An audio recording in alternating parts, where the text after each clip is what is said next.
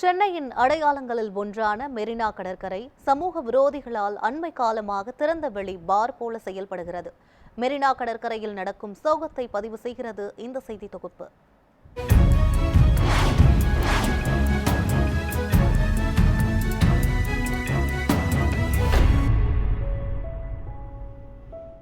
சென்னை துரிதமாக ஓடிக்கொண்டே இருப்பவர்களின் நகரம். இங்கு மெட்ரோ திட்ட பணிகள், ஸ்மார்ட் சிட்டி திட்டங்கள் என புதிய திட்டங்களின் அணிவகுப்புகள் புதுமையை நோக்கி சென்னையை நகர்த்தி கொண்டிருக்கின்றது. நகர வளர்ச்சியின் அடையாளமான சென்னையில் தமிழக அரசு பல திட்டங்களை செயல்படுத்தினாலும் இயற்கை அழகின் முக்கிய பகுதியாக விளங்கும் பட்டினம்பாக்கம் கடற்கரையை முறையாக பராமரிக்க தவறுவதாக விமர்சனங்கள் எழுந்துள்ளன. ஸோ காலை வணக்கம். என்னோட பேர் அக்ஷயா எப்சிபா. நான் உயர்நீதிமன்றத்தில் வழக்கறிஞராக இருக்கேன். ஸோ இந்த மெரினா கடற்கரைக்கு நாங்கள் காலையில் வந்திருந்தோம் சன்ரைஸ் பார்க்கலாம் அப்படின்னு சொல்லிட்டு. ஸோ அப்போ பார்க்கும்போது இந்த நைட் டைம்ஸில் இங்கே இருக்கவங்க நிறைய பேர் குடிச்சிட்டு அந்த பாட்டிலெல்லாம் இங்கேயே தூக்கி போட்டு போகிறாங்க. அந்த கிளாஸ் பாட்டிலோட பீசஸ்லாம் உடஞ்சிருக்குது. ஏன்னா நிறைய பேர் தண்ணியில் இறங்கிட்டு மேலே வரும்போது எல்லாம் வெறுங்காலில் தான் வருவாங்க. ஸோ அந்த பாட்டில்ஸோடையெல்லாம் இப்படி இருந்ததுன்னா சேஃபாக இருக்காது. ஸோ இதுக்காக இந்த மாநகராட்சி இல்லைனா கார்ப்பரேட் சைடில் ஏதாவது ஒரு ஸ்டெப் எடுத்து பாட்டில்ஸ் யூஸ் பண்ணணும் உள்ளே அலோவ் பண்ணாமல், இல்லை கிளாஸ் பாட்டில்ஸே இல்லாமல் பண்ணால் நல்லாயிருக்கும். ஸோ அது மாதிரி ஏதாவது ஸ்டெப் எடுத்து அந்த பாட்டில்ஸ் உள்ளே அலோவ் பண்ணாமல் இருந்தால் வந்து போகிற மக்களுக்கு இன்னும் ஃப்ரீயாக போவாங்க. அவங்க நடக்கும்போது அவங்க காலுக்கு எந்த பிரச்சனையும் இல்லாமல் இருக்கும். சென்னையின் முக்கிய கடற்கரை பகுதியாக விளங்கும் பட்டினம்பாக்கம் கடல் உணவுகளுக்காக பிரபலமான ஹாட்ஸ்பாட்.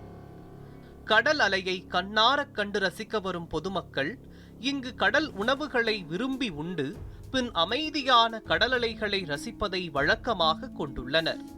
ஆனால் அவர்கள் தேடி வரும் அமைதியானது இங்கு கிடைப்பதே இல்லை.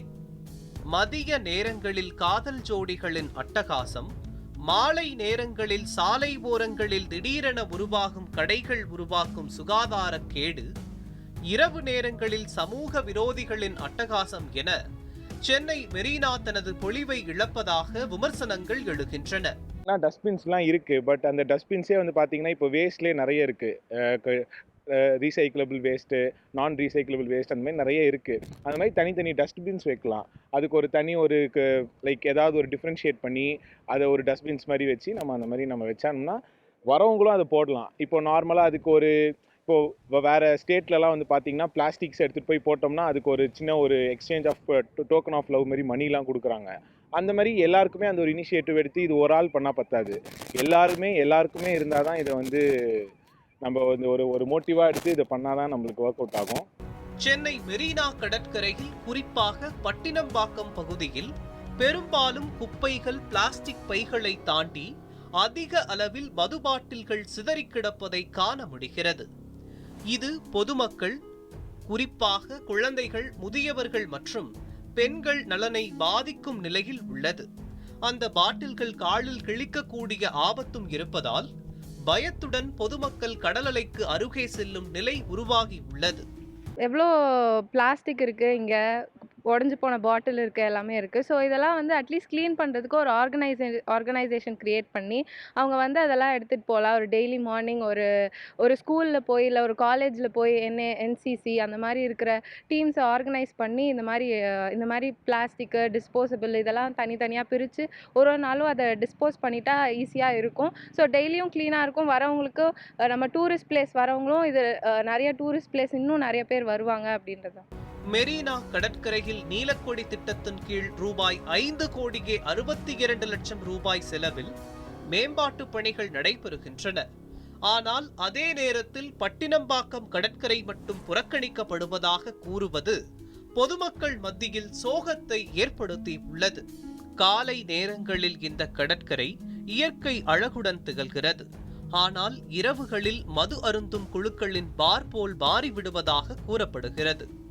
இது சுற்றுச்சூழல் சீர்கேடாக மட்டுமல்லாமல் சட்ட ஒழுங்கு கோளாறுக்கும் வழிவகுக்கிறது.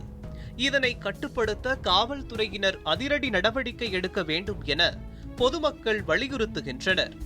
அதேபோல் மாநகராட்சி அதிகாரிகளும் உடனடியாக செயலில் இறங்க வேண்டும் எனவும் கடற்கரையில் சேரும் குப்பை மற்றும் மது பாட்டில்களை அகற்றவும் விழிப்புணர்வு மேற்கொள்ள வேண்டுகோள் விடுத்துள்ளனர்.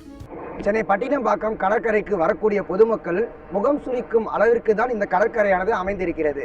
ஏனென்றால் இந்த கடற்கரை முழுவதும் குப்பை, பிளாஸ்டிக் கழிவுகள் மற்றும் மது பாட்டில்கள் சிதறி கிடப்பதால் இங்கு வரக்கூடிய பொதுமக்கள் அந்த மது பாட்டிலால் கால்கள் கிழித்துவிடும் என அச்சத்துடன் கடல் அலையை ரசித்து செல்கிறார்கள்.